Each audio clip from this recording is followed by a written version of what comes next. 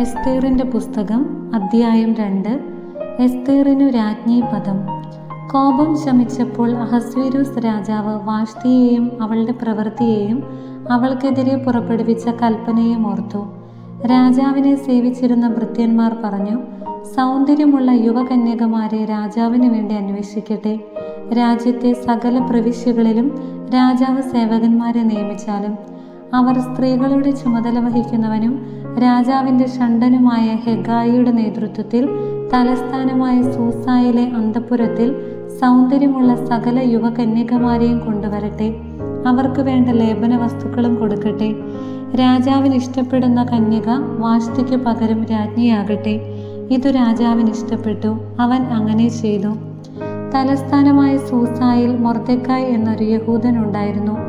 അവൻ ബെഞ്ചമിൻ ഗോത്രജനായ കിഷിൻ്റെ മകൻ ഷിമെയിയുടെ മകനായ ജായിറിൻ്റെ മകനായിരുന്നു. ബാബിലോൺ രാജാവായ നബൂഖദ്നേസർ യൂദാ രാജാവായ യക്കോണിയായോടൊപ്പം ജെറുസലേമിൽ നിന്ന് തടവുകാരായി കൊണ്ടുപോയവരുടെ കൂട്ടത്തിൽ അവനും ഉൾപ്പെട്ടിരുന്നു. അവൻ തൻ്റെ പിതൃ സഹോദരൻ്റെ മകളായ ഹദാസയെ എസ്തേറിനെ വളർത്തിയിരുന്നു. അവൾക്ക് അപ്പനും അമ്മയും ഇല്ലായിരുന്നു. ആ യുവതി രൂപവതിയും സുമുഖിയുമായിരുന്നു. മാതാപിതാക്കൾ മരിച്ച അവളെ മൊർദെഖായ് സ്വന്തം മകളായി സ്വീകരിച്ചു. രാജാവ് വിളംബരം ചെയ്ത കൽപ്പനയനുസരിച്ച് തലസ്ഥാനമായ സൂസായിൽ കൊണ്ടുവന്ന് സ്ത്രീകളുടെ ചുമതല വഹിക്കുന്ന ഹെഗായിയെ ഏൽപ്പിച്ച അനേകം കന്യകമാരുടെ കൂട്ടത്തിൽ എസ്തേറും ഉണ്ടായിരുന്നു. അവളെ അവൻ ഇഷ്ടപ്പെടുകയും അവൾ അവൻ്റെ പ്രീതി നേടുകയും ചെയ്തു. അവൻ അവൾക്ക് ആവശ്യമായ സുഗന്ധ തൈലങ്ങളും ഭക്ഷണവും രാജകൊട്ടാരത്തിൽ നിന്ന് തെരഞ്ഞെടുത്ത 7 തോഴിമാരെയും കൊടുത്തു. അവൾക്കും തോഴിമാർക്കും അന്തഃപുരത്തിലെ ഏറ്റവും നല്ല സ്ഥലം നൽകി. തൻ്റെ വംശമോ കുലമോ എസ്തേർ ആർക്കും വെളിപ്പെടുത്തിയില്ല. അതാരോടും പറയരുതെന്ന് മൊർദെഖായ് അവളോട് കൽപ്പിച്ചിരുന്നു. എസ്തേറിന് സുഖമാണോ എന്നറിയാൻ മൊർദെഖായ് ദിവസവും അന്തഃപുരത്തിൻ്റെ മുൻവശത്തുകൂടെ നടക്കുമായിരുന്നു.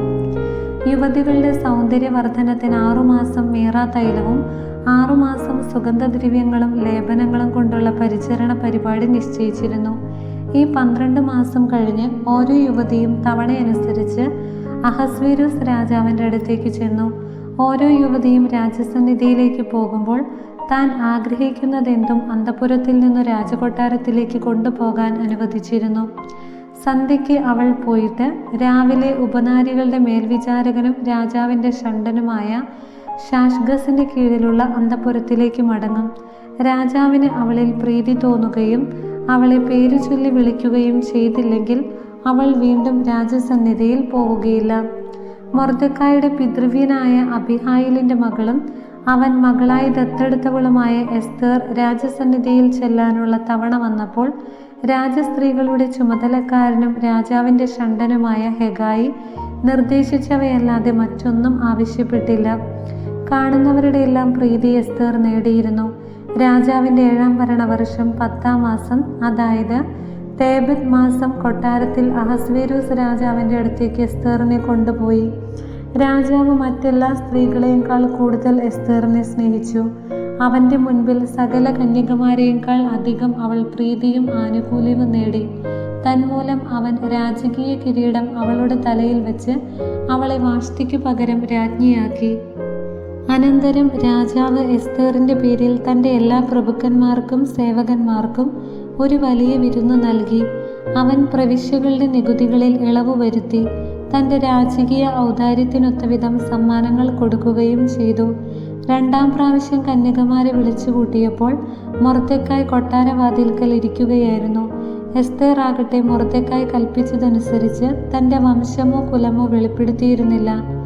മൊർദെഖായ് തന്നെ വളർത്തിയിരുന്ന കാലത്തെന്ന പോലെ തന്നെ ഇപ്പോഴും എസ്തേർ അവനനുസരിച്ചിരുന്നു.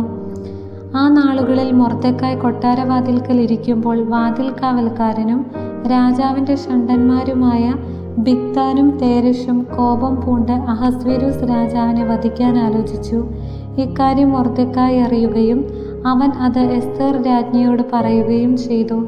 എസ്തേർ അത് മൊർദെഖായ്ക്ക് വേണ്ടി രാജാവിനെ അറിയിച്ചു. അന്വേഷിച്ചപ്പോൾ അത് ശരിയാണെന്ന് കണ്ടു. ആ 2 പേരും കഴിവിലേറ്റപ്പെട്ടു. രാജസാന്നിധ്യത്തിൽ ഇതു ദിനവൃത്താന്ത പുസ്തകത്തിൽ രേഖപ്പെടുത്തി. അധ്യായം 3. ഹാമാൻ യഹൂദർക്കെതിരെ.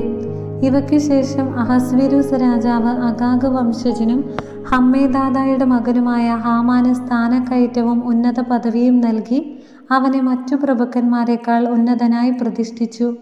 കൊട്ടാരവാതിൽക്കലുണ്ടായിരുന്ന സകല രാജസേവകന്മാരും ഹാമാന്റെ മുൻപിൽ കുമ്പിട്ട് ആദരം കാണിച്ചു. അങ്ങനെ ചെയ്യണമെന്ന് രാജാവ് കൽപ്പിച്ചിട്ടുണ്ടായിരുന്നു. എന്നാൽ മൊർദെഖായി മുട്ടുമടക്കുകയോ അവനെ വണങ്ങുകയോ ചെയ്തില്ല.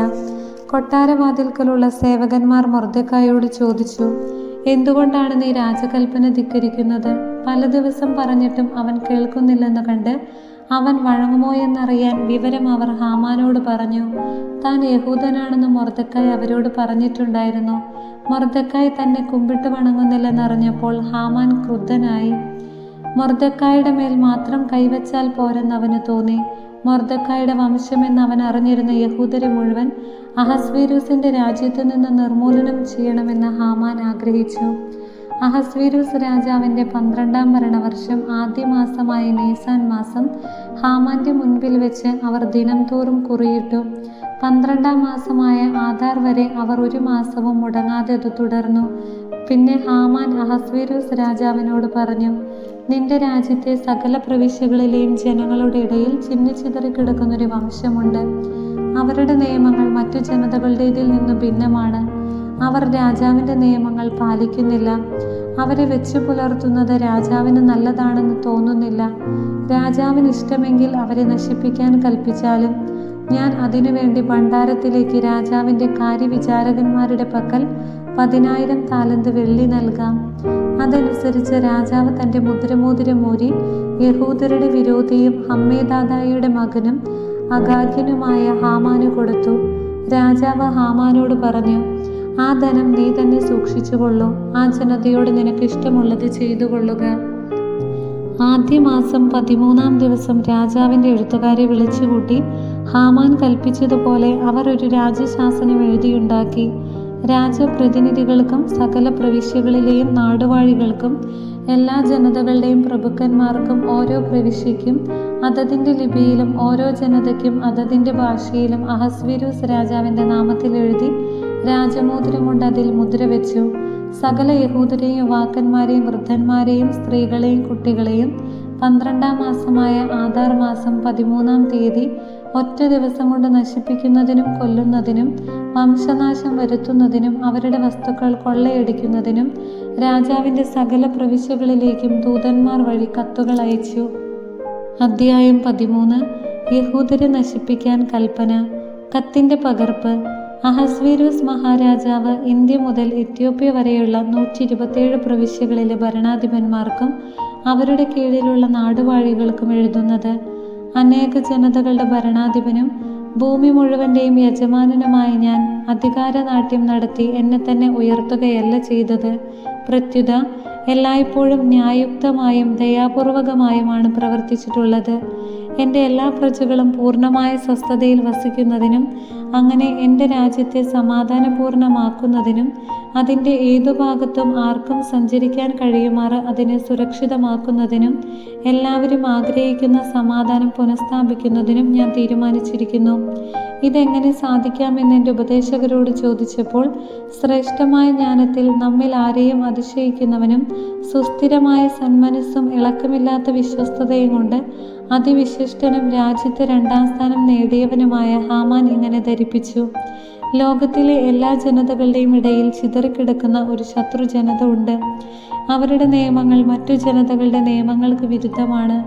അവർ തുടർച്ചയായി രാജാക്കന്മാരുടെ കൽപ്പനകൾ അവഗണിക്കുന്നു. അങ്ങനെ നാം അത്യധികം ആഗ്രഹിക്കുന്ന രാജ്യത്തിൻ്റെ ഐക്യം സാധിക്കാതെ വന്നിരിക്കുന്നു. ഈ ജനത മാത്രം എല്ലാ മനുഷ്യർക്കും എതിരായി എക്കാലവും വഴിപിഴച്ച വിചിത്ര ജീവിത രീതിയും നിയമങ്ങളും പുലർത്തുന്നു.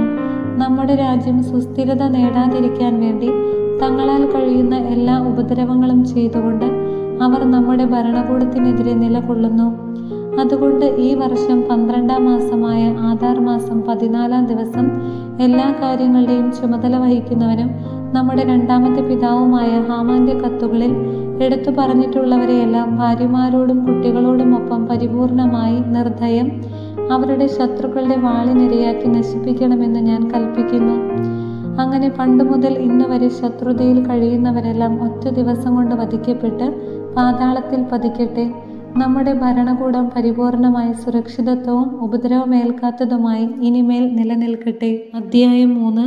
എല്ലാ ജനതകളും ആ ദിവസത്തേക്ക് തയ്യാറായിരിക്കാൻ വേണ്ടി ഈ രേഖയുടെ പകർപ്പ് രാജശാസനമായി എല്ലാ പ്രവിശ്യകളിലും എത്തിച്ച് വിളംബരം ചെയ്യേണ്ടിയിരിക്കുന്നു. രാജകൽപ്പന പ്രകാരം ദൂതന്മാർ ശീഘ്രം പോയി തലസ്ഥാനമായ സൂസായിൽ ഈ വിളംബരം പ്രസിദ്ധപ്പെടുത്തി. രാജാവും ഹാമാനും മദ്യപിച്ചുകൊണ്ടിരുന്ന ആ സമയം സൂസ നഗരം അസ്വസ്ഥമായിരുന്നു. ദൈവമായ കർത്താവിന് സ്തുതി.